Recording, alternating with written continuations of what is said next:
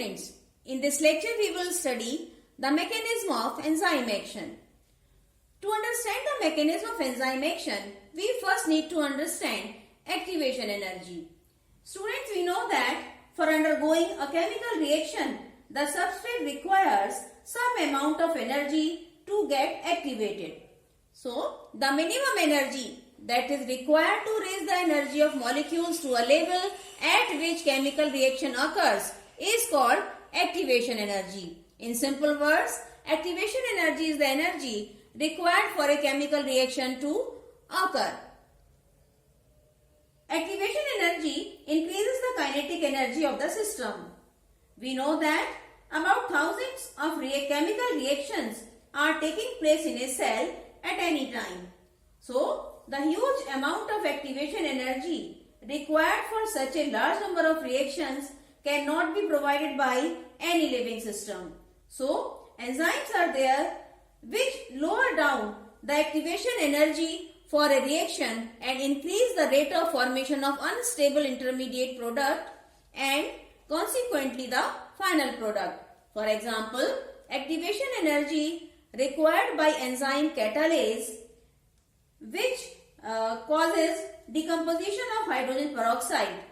The activation energy required by catalase in the absence of enzyme is 18 kilocalorie per mole, whereas the activation energy required in the presence of enzyme is only 6.4 kilocalorie per mole.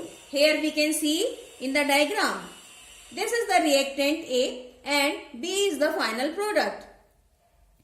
If the reaction takes place in the absence of enzyme, this much amount of energy is required, whereas in the presence of enzyme, only this much energy is required, which is quite less. Here we can see the difference in the level of transient state of product.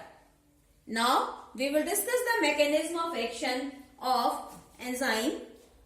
First of all, the substrate binds to the active sites of the enzyme, fitting into the active site.